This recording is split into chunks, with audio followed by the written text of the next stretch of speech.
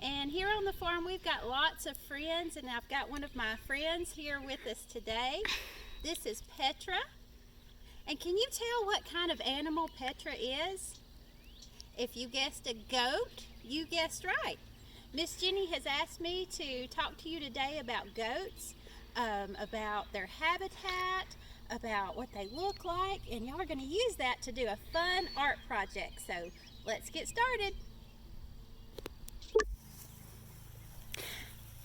Now Petra was a little baby goat. He's only a couple of days old. Here we have all of our big goats.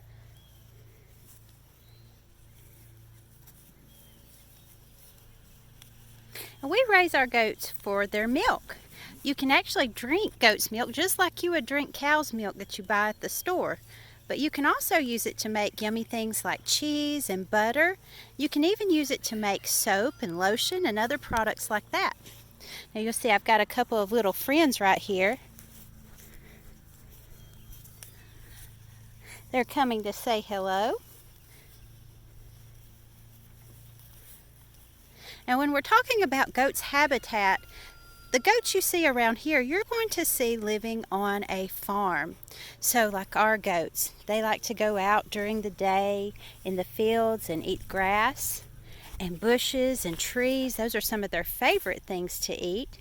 And then at night they'll go up in the barn where they will eat hay and stay for the night. But if you were to go to somewhere like the Rocky Mountains, maybe up in Colorado or even up in Alaska, you might find goats living in the wild. And there they're going to live in the mountains and the rocky areas. But here they just like to wander around in the field and eat grass all day long. Now the neat thing about goats is, like dogs have different breeds, there are also different kinds of goats. And we'll notice some things about our goats, but then talk about what other goats might look like. And when you do your painting with Mrs. Jennie, you can decide what kind of goat you want to draw. So the goats that we have, they are called Nigerian Dwarfs. And they are actually a smaller size goat. And there are some goats that are much, much bigger.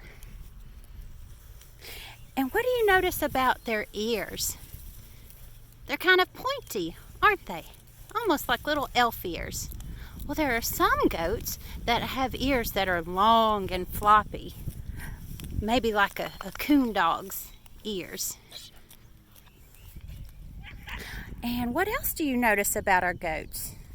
Do our goats have horns? No, they don't.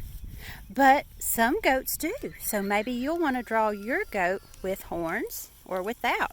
If you were drawing a goat that lived in the wild Rocky Mountains, then you might want to do one with horns. But a goat living here at our farm, maybe not. And what else do you notice about our goats? Do you notice all the different colors? So we've got goats that are all one color, goats that are all brown. Then we've got goats that are maybe 2 or 3 colors, brown and black. And then we've got goats that are spotted all over, brown and black and white. So those are some things you can think about when you're coloring your goat. What color do you want to color your goat? Some goats might also be gray or a cream color. And let's look at our goat's eyes. What color are their eyes? Let's look at these two girls right here. You see what color are their eyes? Their eyes are brown. But some goats might have blue eyes. So you can decide when you're coloring your goat whether you want to give it brown eyes or blue. That's up to you. And goats have lots of personality. Here's Isaac. Say hi. Isaac likes to help take care of the goats, don't you, buddy?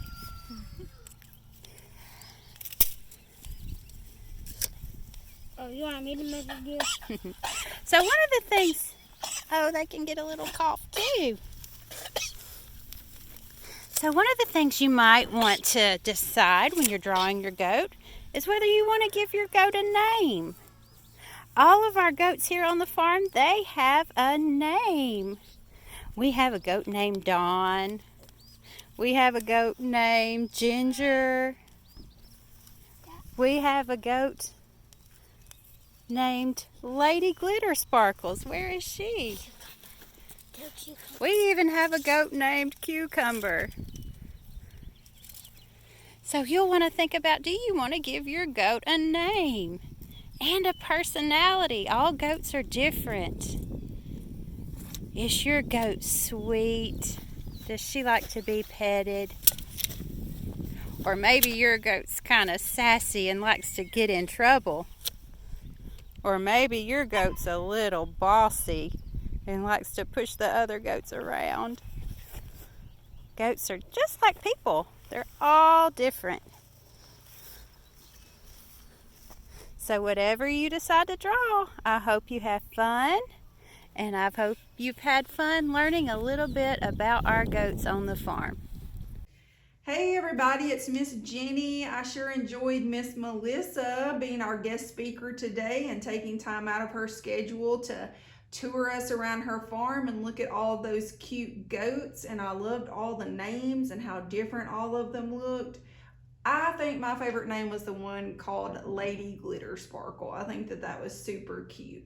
I love the movie Trolls, so I thought that was a cute little nod to the movie. This is the piece that we're going to make today. This is a mixed medium piece. Now remember, those of you that are at home, I realize some of you may only be able to create a pencil drawing. Some of you will have crayons so that you can color it. Some of you are going to have watercolor and acrylic. So I just encourage you to create in any way that you can. And if you can add the other mediums that we're going to discuss today, then please do so. So this is, again, mixed medium. Medium just means whatever tools you use to create with. So we are obviously going to use crayons, and we have watercolor. We also have acrylic paint. We're going to use glue and some recycled paper from some magazines. So we're going to use lots of pieces on this today. But again, remember, I realize not everybody has all of these materials available to you, so you just create with what you've got, and we will be happy with whatever you do. All right, so we are obviously going to do a goat. I'm going to scoot this picture over. Everybody make sure that your paper is turned horizontal. Remember, we want to work nice and big and fill our paper. So let's go ahead and get started. I'm going to sketch with a crayon today. You know I like to mix it up. Sometimes I'll use a Sharpie, crayon, and pencil.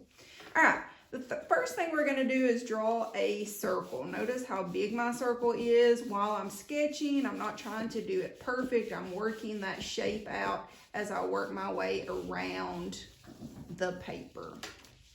So I've got my circle going. The next thing that I want to do is add a U. So I'm going to find the middle of my circle and start my U there. I'm going to come down and go back up. And you can see how I'm not fretting over it being perfect. I know that after I finish, I can erase all my mistakes and then I can outline the line that I'm most pleased with. So all we've got so far is a circle and a U shape. Kind of looks like the inside of a cylinder, almost like you're looking from the top down. All right, now we are going to do a line that kind of angles out to the left and a line that kind of angles out to the right. I encourage you to draw lightly with your pencils because we do make mistakes, you will make mistakes, and it's easier to erase a light line than it is a hard line. All right, let's go ahead and put those ears in. So I want them to be, again, I want to utilize the middle of that circle we started out with. So I'm going to draw a curved line on the left and a curved line on the right. Now, Miss Melissa did tell us that some goats have floppy ears, but I'm going to do mine like this. So we've got a curved line on the left, a curved line on the right. We want to repeat that same shape underneath, so like a mirror effect. So I'm going to do the same shape underneath. It's important to include interior details on the inside of your shapes to give it a bit more dimension. So I'm going to do a curved line on the left and a curved line on the right. If I want to do some lines like this to indicate some hair, that's good too. So y'all are doing a great job, I'm sure, following along. Remember, if you ever need to stop the video, then please do so and then come back. So let's go ahead and add some hair up here. When I think of a goat, I think of a rascally little fella. So I'm gonna give some fun hair. And then I'm gonna come down here, I'm gonna put the nose. Now, we've got our circle and our U shape. I want my nose to kind of sit somewhere in the middle. So I'm gonna draw a curved line. And then I'm going to make a line underneath it. It did not go all the way to the top, so I've got a curved line and a line underneath it. Now I want to connect all that, so I'm going to draw a curved line on the left, make it connect, and a curved line on the right, make it connect. And then I want to add a smile, so I'm going to draw a straight line and a smile. So all we're doing, simple shapes. All right, now we're going to add the eyes. So I want you to come up and we're going to put them below those ears. So we're going to come down about right here, I think. So you can see here's my ears and I came down maybe a pinky length. So come down, I'm going to draw a line here, go over the other side, draw another line. And I want to curve those. So the top lids, I'm going to curve them.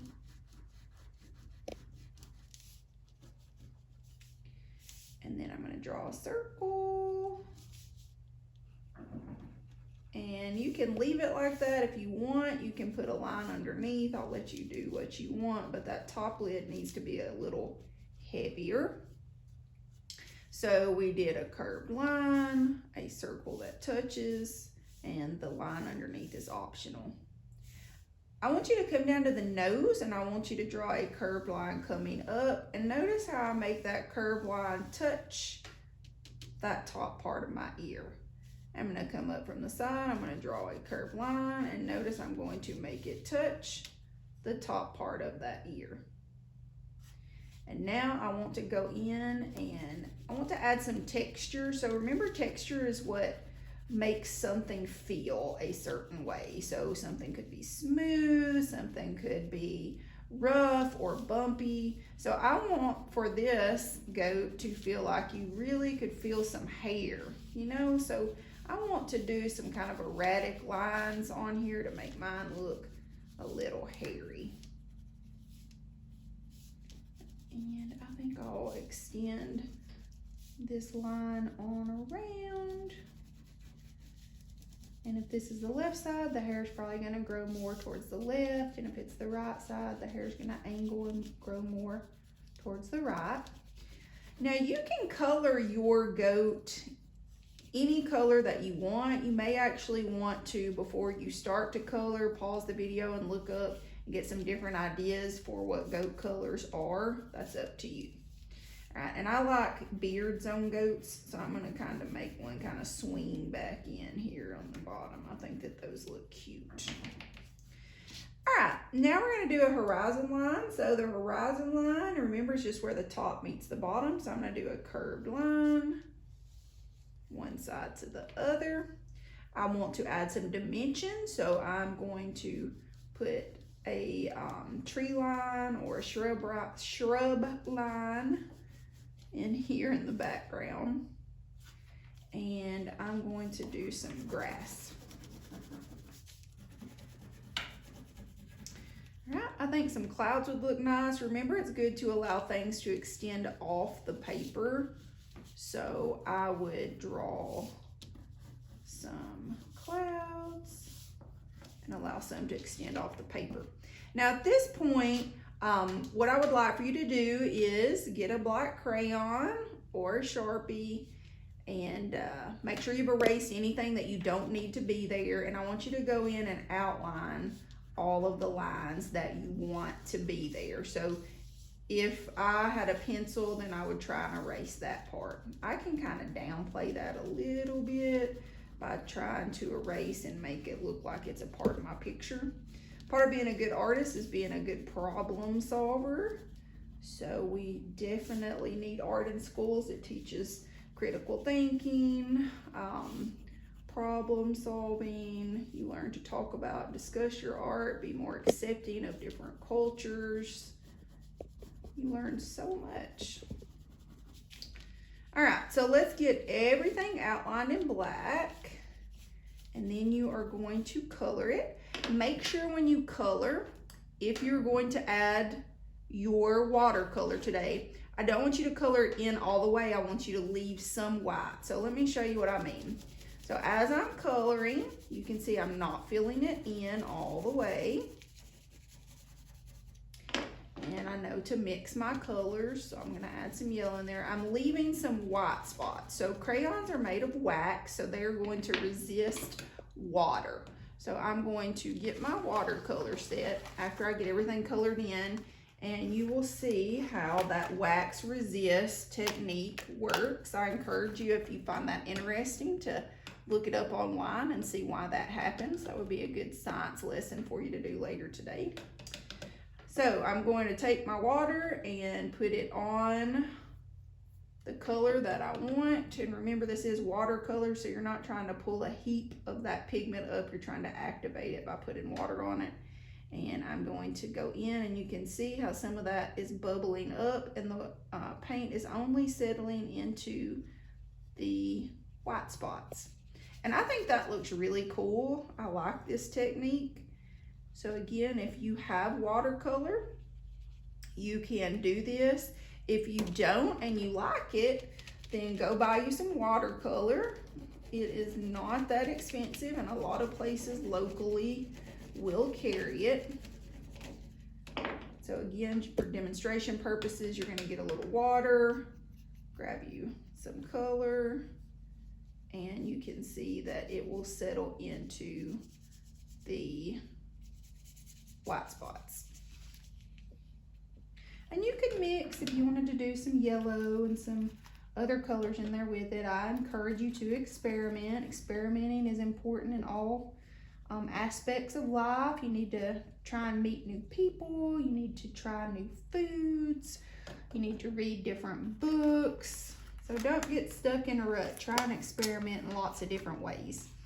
Now, if you wanted to, on top of your grass, you could also experiment with some acrylic paint. Now, acrylic paint, be careful, because if it gets on your clothes, it will not come out.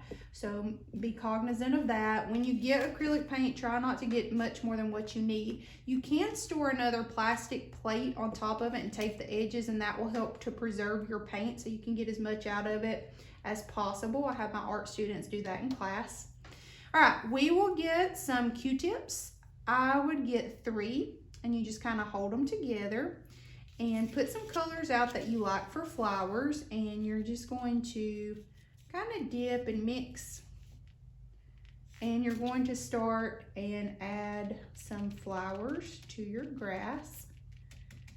So you won't cover all of your grass, and I like to kind of go up. Now make sure you're dabbing. So there's a difference between dabbing, and that's going to give you that nice texture, and dragging. So we definitely want to see some texture. And you can go back and layer. So I'm going to get some red. I'm going to dab some of that off. And I can layer on top of that with another color. Again, we know that creates depth, mixes in with some a little bit, and I like how that looks too. So that's how we're going to add some acrylic on there.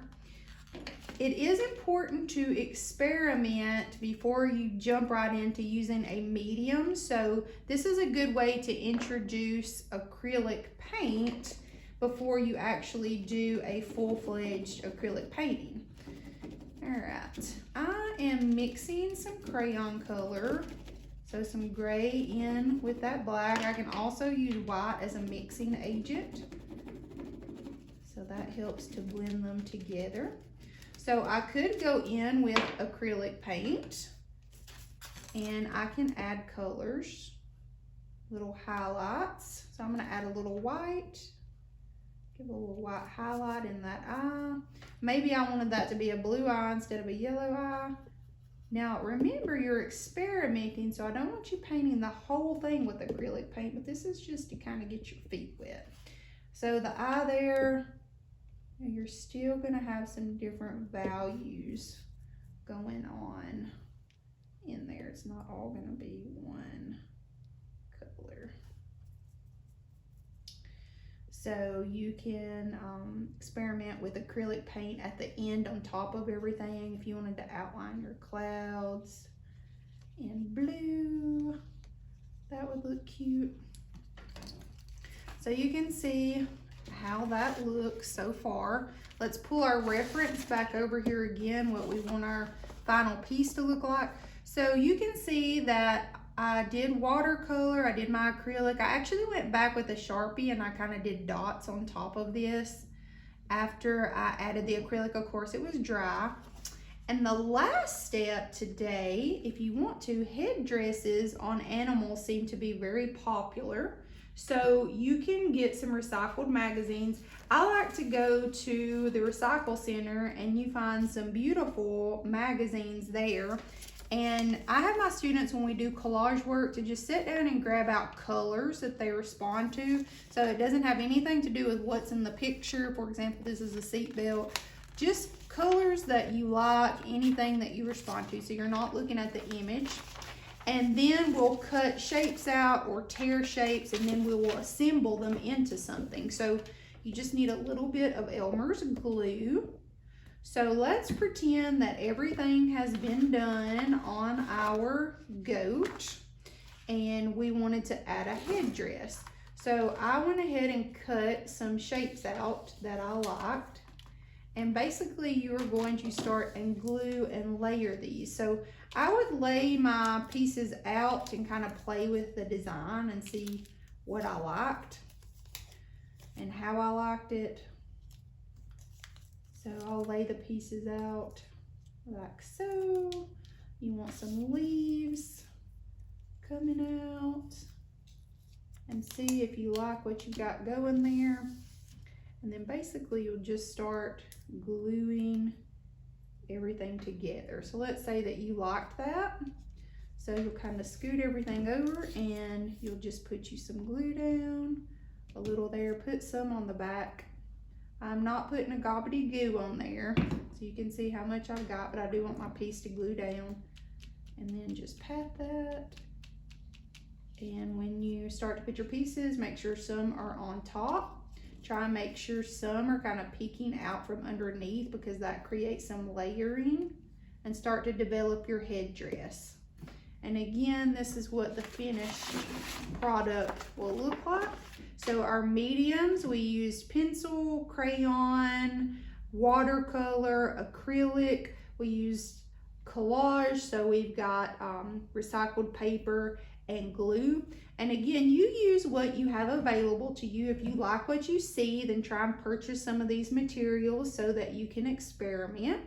A few things that I did add at the end, I took a Sharpie, you could do this with a crayon, and just to add a little bit more dimension, I did go in and kind of add some curved lines back here. I turned my marker sideways and I put a heavy line on top of the eyes, and I went in and kind of outlined and added some dominant pieces of hair and lines coming off. And after I got everything glued for my headdress, I also added some green paint. So you can see this one has horns. Remember, Miss Melissa said you can do it without horns. So it's really whatever strikes your fancy. So I encourage you, after this lesson, writing is very important, putting our thoughts down on paper. So see if you can tell a story about your goat. Is there something fun or menacing that's happening on the farm? What's going on? Is she on the way to see Aunt Belle at a wedding? So think about what you could tell us as far as a story. Also encourage you to look up what different goats look like And if you've never heard Three Billy Goats Gruff, that was one of my favorite stories as a child. So make sure you look that up and read that story, or have your parent or grandparents read it to you, because I think it's a pretty awesome, fun book. Thank you so much. I hope you're enjoying these videos. Please share them with your friends. Hit subscribe on YouTube and post your artwork in the comments. I would so love to see what y'all are coming up with. Y'all have a great day.